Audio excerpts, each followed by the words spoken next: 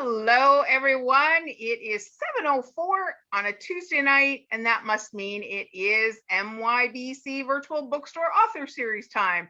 And you know me, I love books. I got books over here, I got books down there, I got books over there, I got books in my bedroom, and I just love books. And even more than loving books is loving meeting the people who write books and write stories. So without further ado, allow me to let you introduce yourself. So nice to be here with you, Jeanette. Thank you so much for the invitation. My name is Anne Ferrier Crook, and I am based in Nashville, Tennessee, in the United States. And I am a certified integrative health coach and trained as a holding space consultant with the Institute for the Study of Birth, Breath, and Death. And I am part of this book here called Thresholds, 75 Stories of How Changing Your Perspective Can Change Your Life. And I'm one of the authors of this best-selling book. Okay, so we got lots of good stuff there for Jeanette to unpack. So first of all, Nashville, been there, love it. Beautiful music, great food. Yes, I did go to Graceland. It was probably about 7-8 years ago, and it was a lot of fun. Your city is beautiful, very welcoming. Just amazing. So don't need to talk about Nashville because I know where Nashville is and I've been there. Let's talk about integrative health practitioner. What does that mean? I've heard that word used more and more and reading about it on social media, especially on LinkedIn. So what does that mean? That's a great question. So integrative health coach is looking at the whole body as a system. Everything's interconnected.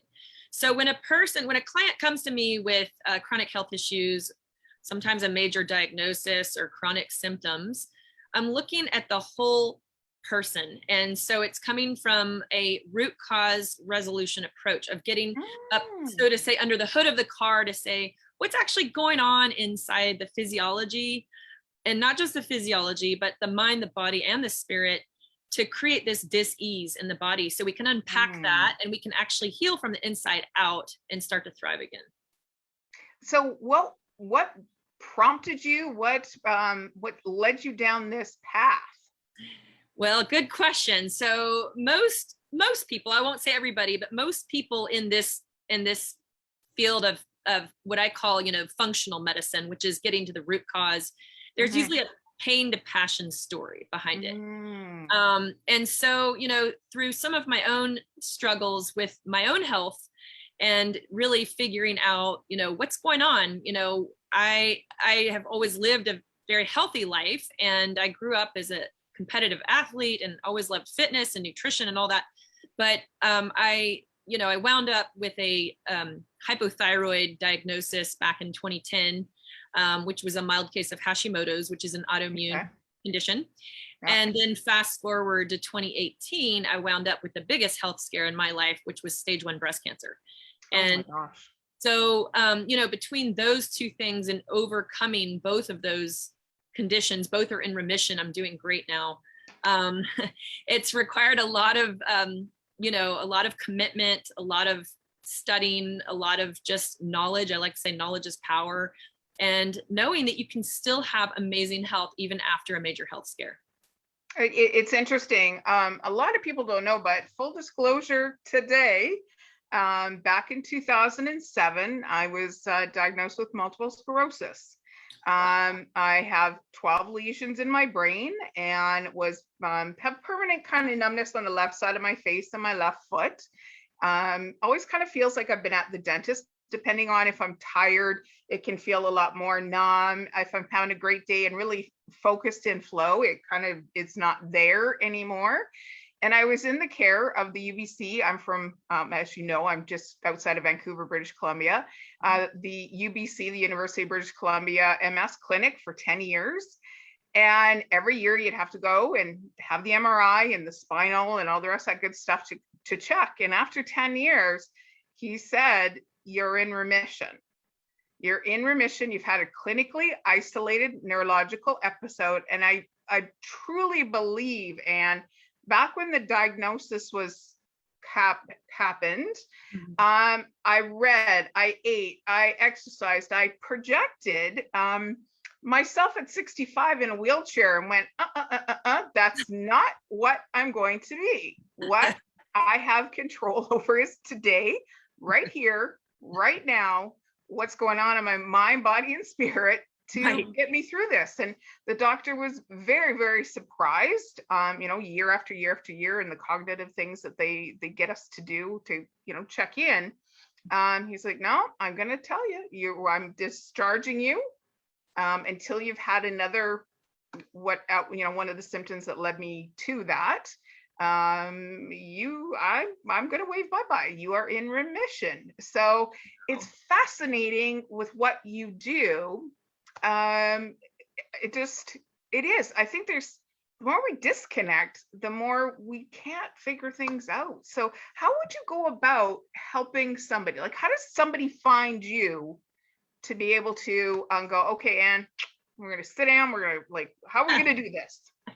Well, I do offer a free, 45-minute discovery call, I like to call it, Zoom, Skype, or phone. And I found that the biggest way that I'm really attracting in the right people that are, I really believe, the right ones, show up, that are meant to work with me. And lately I've been doing a lot of speaking, at podcasts and retreats and health summits, and just getting a lot of speaking opportunities. And I love that idea because it gives the potential client a chance to get to know me a little bit better and know a little bit more about my story before they even reach out to me. Right. So, one example is I just spoke at a global retreat for women facing breast cancer around the world. And I just started working with one of my new clients today that reached out for me because we had, very similar situation with our diagnosis. And so I think there was an immediate synchronicity right away. So I really find that just getting out there and being visible and speaking authentically from my own place of vulnerability and authenticity really helps a lot too, because people want to know who am I going to be working with. Well, and I think that's the beautiful part. Not, I think, this is the year of I know platforms like this, Zoom, Skype, Microsoft meetings, whatever it's going to be, or even just using a video recorder and recording yourself and uploading it to your YouTube channels in order to connect, is video can't lie. Like, you can't just be kind of sitting back and going, and you need to show. And part of the facial expression or listening to your story and seeing your, like you asked me earlier before we went on, is it okay that your kitty cat is in the background? And to me, and that shows that if somebody is watching this afterwards, because it stays evergreen, and I take the video and put it all over the great places where I have social media, is that if somebody came to you and started talking cat language, and that by that I mean you start chitty chat, you have that in common right off the bat, and you're like 15, 20 minutes into the show's commonality, and I see you have really cool art in the background as well, that can spark a conversation to kind of put somebody at Exactly. I so agree with you. I mean, that's actually the reason why I just said, okay, I'll let my cat be here. She likes to hang out on Zoom chats a lot. And, a lot of us have cats, and I have two. They're wonderful. And this is just kind of the way of the world in our Zoom land of COVID connections, just seeing a little bit of somebody's home life. And so if anybody's out there who has cats, I'm a huge cat lover here. I love the way your cat is just kind of perched there, not laying this way, but just I'm like up in the conversation. So anytime you want to ask me a question, I'm here in the background for you. Right. So the next one I want to unpack, I did look at your website, is what was the second thing you do again? Because I know I'm going to screw up the title. Oh, a lot of people don't even know what the title means. So I guess it's better to kind of describe what it is, but I'm trained as a holding space consultant. And by that, I'm trained through the work of Dr. Alan Wolfelt, who runs the Center for Loss in Colorado. And his training came through this institute, this wonderful institute I'm part of, called the Institute for the Study of Birth, Breath, and Death. Wow. And there are probably about 25 of us as consultants with the Institute, and we've been trained professionally to hold space for people moving through grief, loss, difficult emotions like traumatic stress that gets held in the body. Especially with COVID, so many people have been going through post-traumatic stress.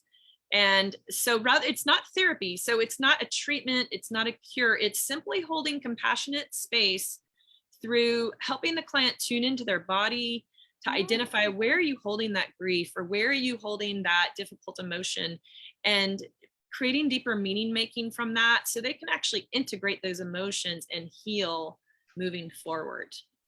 And wow, it's really fascinating. Yeah. So does it tie in with hospice at all? Is it like it sounds utopian, for lack of a better word, of what you do, because you hear often people, and I've been to yoga retreats down at Asilomar, where Dr. Wayne Dyer, I just love Asilomar so much. And you hear people go, I'm holding space for you. I'm holding space for you. I'm holding space for you. And it's like, well, what does that mean? I'm glad you brought that up. Are you holding my chair for me? Are you like gonna catch me if I fall down? Like, what does that mean? Well, I'm glad you bring this up, because I think this is an important topic, because I believe that, in our world, in our fast-paced world, many people don't actually feel seen, heard, and held when they're sharing something difficult. Unless we actually stop, we take a deep breath, and we tune in, and we come into this compassionate presence, which I call it. And so by that, it's not only am I providing a safe container to just unpack whatever's coming up, but we're also tuning into the breath, we're tuning into the body, we're slowing things down. So our time together, it's a 1-hour session that I do with clients. It's intentional. We come with this intention of whatever they bring to the table, it's a safe space, it's confidential.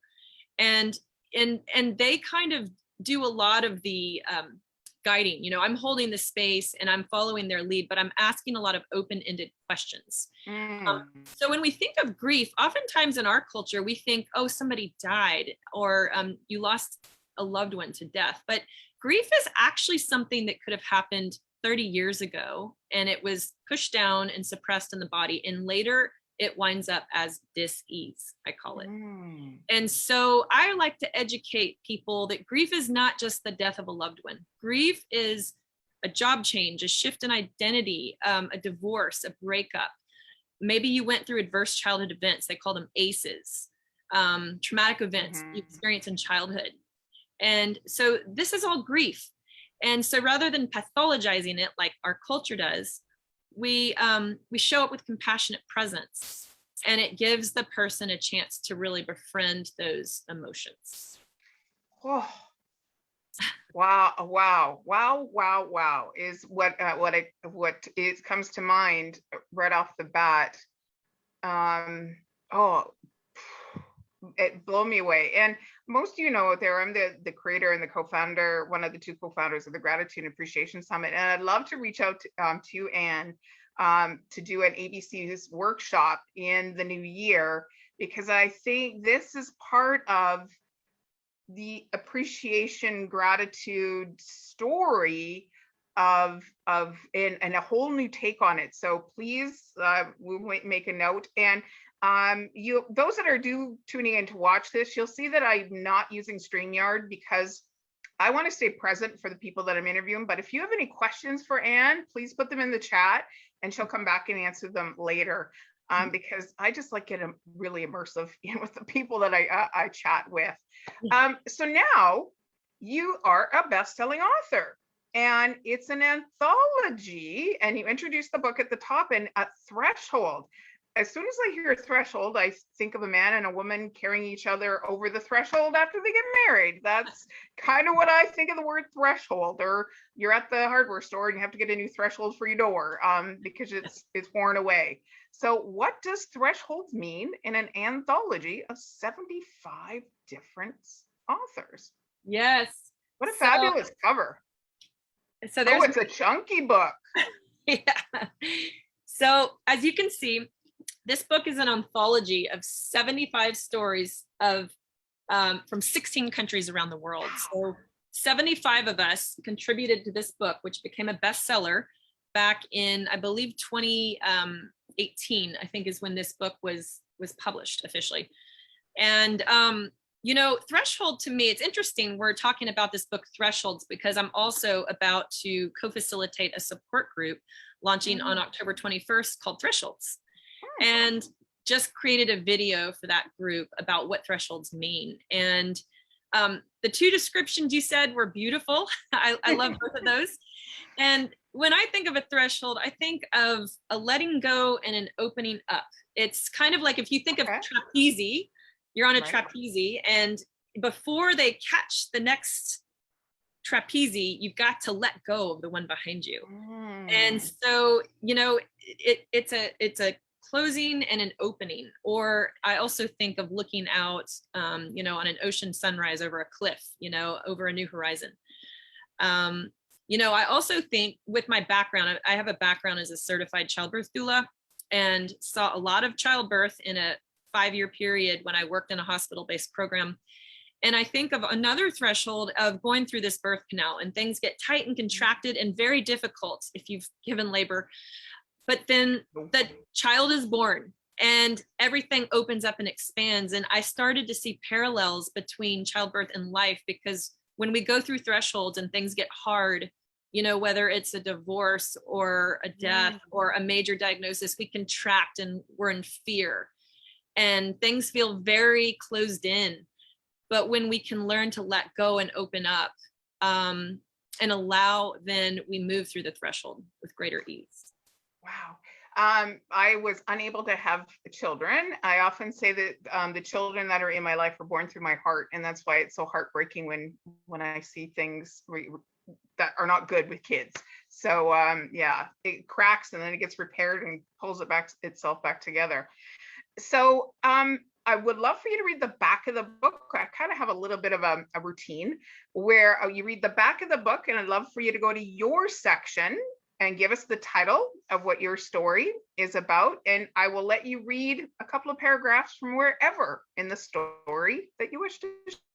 Thank you so much. So I'm going to start, and I'm going to read just this very short paragraph back here that describes this anthology, this beautiful anthology that was actually put together by Simon Crow and Robin von Schwartz. I want to give them credit because they were the masters of bringing the 75 authors together and making this happen.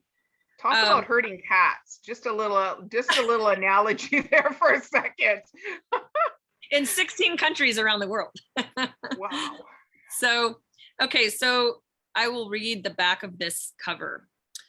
Life happens. We can't always predict how it will happen or the obstacles we will encounter along the way, but we can choose how we respond to it. We can choose our perspective. Thresholds is comprised of 75 inspirational stories representing the experience of people from over 16 countries around the world. People who have chosen to live life powerfully and intentionally, facing life's challenges and their fears head on. Fantastic. So now your story. So my story is called Birth as I Know It. And I'm turning to it now as we speak. And I chose this topic because when I talk about birth as I know it, I just spoke a little bit about that. I have a background as a certified childbirth doula. And when I was living in Denver, Colorado, in another lifetime, which feels like, but it was back in around 2004, 2003, I was working in a hospital-based childbirth doula program. And I was on call all night long. And I think in that 5-year period, I must have assisted around 200 births. Wow.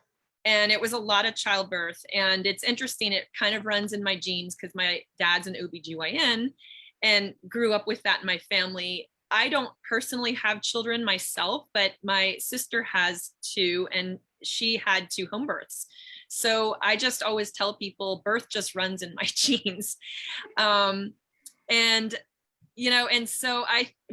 think about being a health coach, it's interesting because I feel like it's come full circle back to my own health. And it's what I was talking about earlier about this. Can we live life contracted in fear, or are we going to open our palm and surrender and live with ease, greater ease, not dis-ease, but ease. And so I feel like this has been my soul's journey, is to learn how to live like this and not like this. And so my story, which is called Birth as I Know It, is a powerful story about me coming to this insight. During 2008, I was living in Hawaii for 8 months. And being a Nashville girl, I grew up with the Four Seasons. I lived in Colorado 12 years, and I've always lived in the mountains and the Four Seasons and love the mountains. But I have to say, this was the first time I had lived with ocean all around me for 8 straight months. And the connection I felt with the water was deep and spiritual. And it really blew me away. And my story starts off, if you'd like, I could read you maybe the first 2 paragraphs. I would love that. So just a preface, I was on Maui with my sister, who was going through divorce, who had 2 small children. And a couple months after I arrived, she said, I've got to get out of here. It's too expensive. I can't live here as a single mom. So I'm lying and floating on my back in the ocean, you know, as her plane is going back to the mainland. And there I am going, now what? Because I just packed up my life in Colorado during this transition. And all of my childhood fears just like came up to the surface. And so lying on my back in the ocean is this metaphor for trusting life has my back. So I will start with the first, 2 short paragraphs, and just tell me when you want me to stop. Okay. Yeah. You know what? I love 2 short paragraphs because that encourages people to buy the book, to learn. Oh, that sounds good. I love that. Okay, great. Okay. So I was floating on my back in the ocean, wondering how in the world I got there. I lay still, allowing the buoyancy of the water to support me as the waves gently rocked me back and forth. Looking up at the blue sky, I felt so raw, terrified. I had this gnawing feeling in my stomach, prompting me to bolt and start making other plans. I was afraid of being left behind. Instead, I allowed the fear to pass and simply wash over me. I had just packed up my life in Colorado, putting everything in storage so I could be closer to family for the first time in 20 years. I was 38 years old, and it seemed like a great opportunity to make some changes. Parts of my life in Colorado had come to a close, including a part-time job and a relationship. Living as a mountain girl in Colorado, I was used to pushing and striving towards that next step, going through life with the I can do it as my shield. I was fiercely determined. My athletic nature had served me well, creating a strong sense of courage and resilience. This is the last little part. Yet this fierce determination took a huge toll on my health, and I ultimately broke down from stress as a result. This led to life on an antidepressant, which had become my new shield. But now, here in Hawaii, free from the antidepressant and feeling oh so overwhelmed by the emotions coming to the surface, my body was sending me a message, a cry to let go and open to transformation. Somehow, I found the courage to listen. Breathing in and out, I looked my fear straight in the eye without blinking.